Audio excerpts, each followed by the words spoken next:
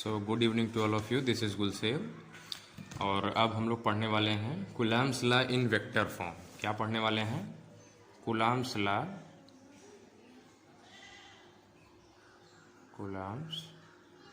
Law in vector form. देखिए, Coulomb's law in vector form, अभी इसके पहले तो हम लोगों ने कूलम्ब्स लॉ पढ़ा, तो फिर अब इसके बाद Coulomb's law in vector form पढ़ने की क्या ज़रूरत आ गई? क्योंकि आप लोग जानते हैं कि force is a vector quantity. अब वेक्टर क्वांटिटी क्या होती है? Vector quantities are those quantities which have both magnitude as well as direction. तो आप लोगों ने एक बात ध्यान दिया होगा, इसके पहले जो कूलम्ब लॉ हम लोगों ने पढ़ा हुआ था, उस केस में हम लोगों ने सिर्फ और सिर्फ फोर्स का मैग्नीट्यूड कैलकुलेट किया था, न कि उसके डायरेक्शन को स्पेसिफाई किया था। और हम लोग जानते हैं कि जो फोर्स भैया वो क्या होता है? वेक्टर क्वांटिटी है, तो जाहिर सी बात है कि उसका डायरेक्शन भी होगा। तो इस टॉपिक में हम लोग उसी फोर्स के डायरेक्शन को स्पेसिफाई करने वाले हैं, ठीक है। तो चूंकि अब हम लोग क्या जानते हैं, एज वी नो दैट, क्या जानते हैं? As we know that coulomb's law in scalar form, यानी कि इसके पहले जो हम लोगों ने पढ़ा हुआ उसे कौन सा फॉर्म कहते हैं? Scalar form. क्या था स्केलर फॉर्म में coulomb's law? F is equal to K Q1 Q2 upon R square था, जबकि Q1 Q2 क्या थे? टू चार्जेस थे। R क्या था? उनके बीच का डिस्टेंस था, ठीक है। और K क्या है? Where K is proportionality constant. क्या था? Proportionality constant. और इसकी वैल्यू क्या थी? 9 × 10⁻⁹ न्यूटन मीटर स्क्वायर पर कूलम्ब स्क्वायर। तो वो हम लिख नहीं रहे हैं। अब हम लोग मेन टॉपिक पर आते हैं। हम लोगों को क्या पढ़ना है? इस फोर्स के डायरेक्शन को स्पेसिफाई करना। आप लोगों ने ध्यान दिया होगा कि इसके ऊपर, इसके पहले वाले इक्वेशन में, यानी कि जो हम लोगों ने पहले वाले वीडियो में फोर्स की वैल्यू को कैलकुलेट किया था, उसके ऊपर ये वेक्टर का डायरेक्शन सिंबल नहीं लगा हुआ था ना। तो अब हम लोग क्या करने वाले हैं, मान लेते हैं कि हमारे पास कोई दो चार्ज है। क्या है? दो चार्ज है, और दोनों चार्ज कहाँ रखे हुए हैं? 3 डायमेंशनल स्पेस में रखे हुए हैं। तो दोनों चार्ज 3 डायमेंशनल स्पेस में रखे हुए हैं, तो कैसे एज्यूम करेंगे? मान लेते हैं कि ये जो है कि हमारा एक्स एक्सिस है, और ये क्या है? वाई एक्सिस है, और ये हमारा हो गया जेड एक्सिस, ठीक। और हम लोग जानते हैं कि जहाँ एक्स एक्सिस, वाई एक्सिस और जेड एक्सिस तीनों एक तीसरे को इंटरसेक्ट करते हैं, वहीं पे क्या होता है? ओरिजिन होता है, ठीक है। अब मान लेते हैं कि हमारा जो एक चार्ज था जिसका नाम ए था, वो यहाँ पर मौजूद है, और दूसरा चार्ज जिसका नाम बी है वो कहाँ मौजूद है? यहाँ पर मौजूद है।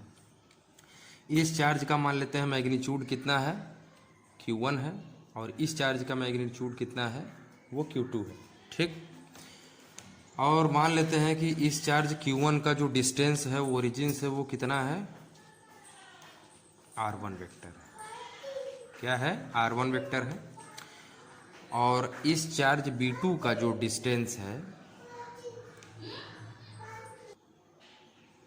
और ये जो चार्ज Q2 है, इसका भाई जो ओरिजिन से कुछ न कुछ डिस्टेंस होगा, तो ये पोजीशन वेक्टर इसका मान लेते हैं R2, ठीक है।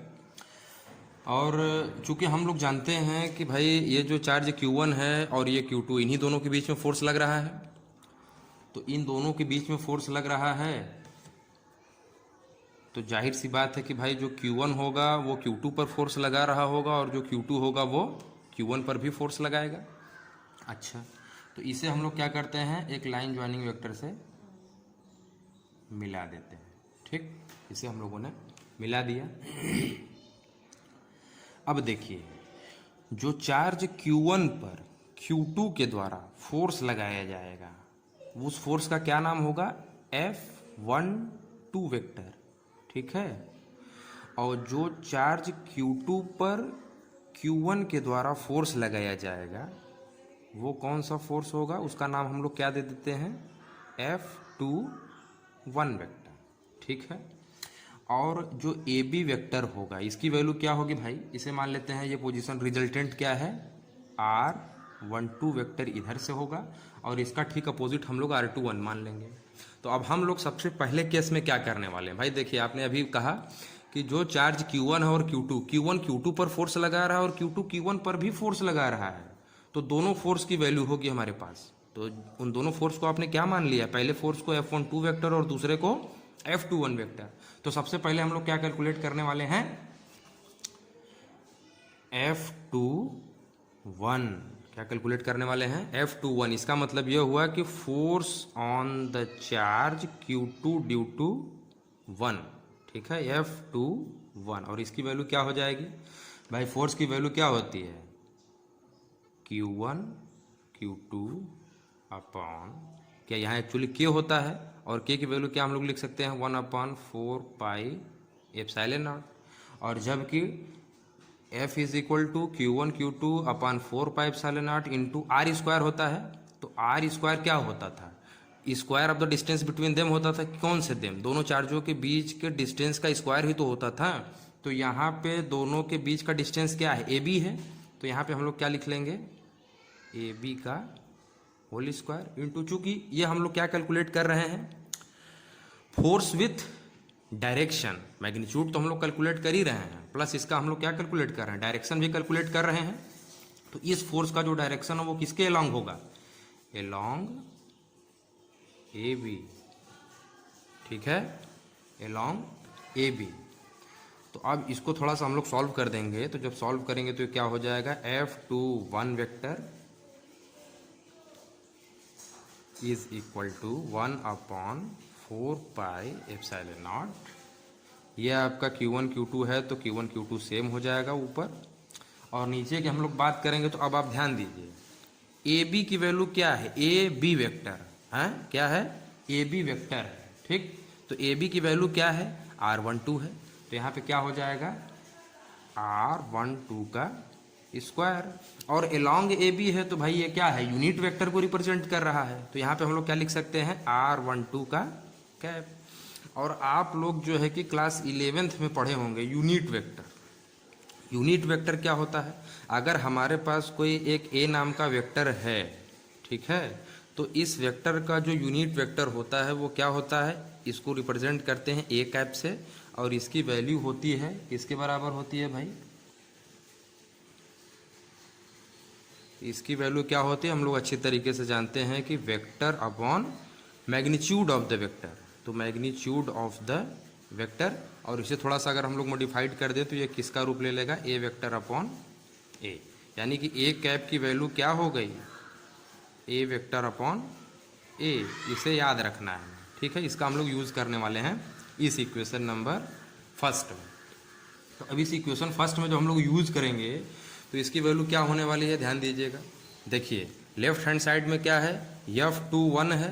तो हम लोग क्या लिखेंगे, F21 vector is equal to 1/4 pi, आप यहाँ पे डायरेक्ट K भी लिख सकते हैं, कोई दिक्कत नहीं, चूँकि K की वैल्यू 1/4 पाई एप्सिलॉन नॉट ही होती है, into Q1 Q2 upon R12 का होल स्क्वायर इंटू, देखिए अब यहाँ पे देखिए यूनिट वेक्टर की वैल्यू क्या होती है, vector upon magnitude of that vector.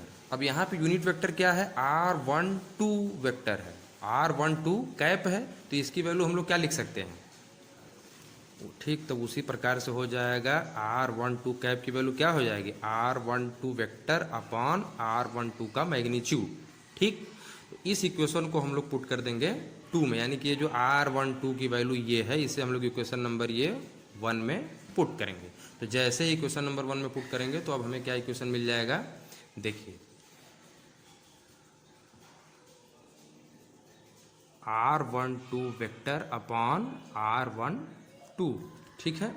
अब यहाँ से फोर्स की जो वैल्यू होगी, F21 vector is equal to 1/4 pi epsilon naught Q1 Q2 upon, भाई R12 का यहाँ स्क्वायर है और एक R12 और आ रहा है, तो इसका मल्टीप्लाई इसमें होगा तो क्या हो जाएगा, R12 का क्यूब इंटू R12 का वेक्टर।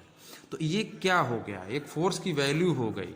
यानी कि चार्ज नंबर 2 Q2 पर जो फोर्स Q1 के द्वारा लगाया जा रहा है उसकी वैल्यू क्या है, 1/4 pi epsilon naught Q1 Q2 upon R12 का क्यूब इंटू R12 वेक्टर। इसे मान लेते हैं equation number 2। Similarly same to same अगर हम लोग F12 कैलकुलेट करना चाहें, F12 मतलब इसका ठीक अपोजिट हो जाएगा, 1 के जगह क्या हो जाएगा 2 हो जाएगा, और 2 की जगह 1 पुट कर देंगे इक्वेशन नंबर 2 में, तो हमें क्या मिल जाएगा, हमें यह मिल जाएगा कि जो अभी आपने कैलकुलेट किया है फोर्स जो लग रहा था चार्ज 2 पर Q2 पर Q1 के द्वारा, तो उसकी वैल्यू ये थी। तो अगर चार्ज Q1 पर Q2 के द्वारा फोर्स की वैल्यू कैलकुलेट करनी हो तो क्या करना होगा, बस जहाँ जहाँ 1 है वहाँ 2 पुट कर देंगे, और जहाँ 2 है वहाँ 1, बाकी सब क्या रहेगा, सेम रहेगा। या आप चाहें तो इसको फिर से इसी प्रोसेस से आ सकते हैं यहाँ तक, तो क्या लिखेंगे, similarly force on the charge Q1 due to Q2 we can obtain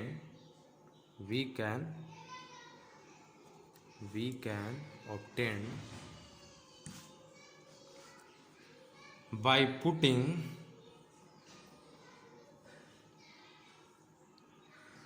one at the place of 2 and 2 at the place of 1. Therefore, equation number 2 will become कैसा क्या रूप ले लेगा ये, तो भाई देखिए यहाँ 2 है, तो देखिए यहाँ पे F वेक्टर, यहाँ 2 है तो इसके जगह 1 पुट कर दिए, यहाँ 1 है तो इसके जगह 2 पुट कर दिए, इज इक्वल टू है तो इज इक्वल टू हो गया 1/4 पाइप साइलेंट है, तो इसमें कोई 1 2 नहीं है, 1/4 पाइप साइलेंट हो गया।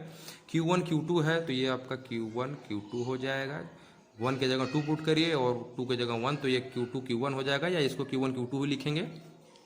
और यहाँ क्या हो जाएगा, R 1 के जगह 2 पुट कर देंगे, और यहाँ पे क्या है 2 है तो इसके जगह 1 पुट कर देंगे, इसका क्या है क्यूब है तो यहाँ क्यूब हो जाएगा, इंटू R यहाँ 1 है तो 1 के जगह पे क्या पुट करेंगे 2 पुट करेंगे, यहाँ 2 है तो इसके जगह 1 पुट करेंगे, और ये हो गया इसका वेक्टर।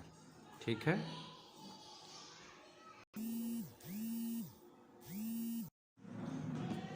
अब इतना करने के बाद कंक्लूजन क्या आया ये देख लेते हैं। तो आप इक्वेशन नंबर 2 को ध्यान से देखिए और इक्वेशन नंबर 3 को ध्यान से देखिए।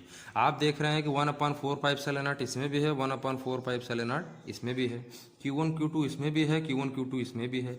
R12 जो डिस्टेंस की वैल्यू है वो R21 के मैग्नीट्यूड तो जो देख रहे हैं आप क्या है बराबर है, लेकिन डायरेक्शन क्या है ठीक अपोजिट है। ये क्या है R12 को रिप्रेजेंट कर रहा है और ये R21 को रिप्रेजेंट कर रहा है, यानी कि मैग्नीट्यूड तो दोनों का सेम है। कैसे सेम है, क्योंकि भाई R12 की भी वैल्यू AB होगी और R21 की वैल्यू BA होगी, तो डिस्टेंस तो बराबर है, लेकिन डायरेक्शन अपोजिट हो जा रहा है। तो यहाँ से हम लोग कंक्लूड ये कर पा रहे हैं कि जो F12 की वैल्यू है वो F21 के ही ठीक बराबर है, लेकिन डायरेक्शन क्या है अपोजिट है। तो इसका मतलब ये है कि जो हमारा F21 है वो किसके बराबर है, F12 के बराबर तो है, लेकिन डायरेक्शन क्या है अपोजिट है, और अपोजिट वेक्टर को रिप्रेजेंट किससे करते हैं, उसके आगे माइनस लग जाता है।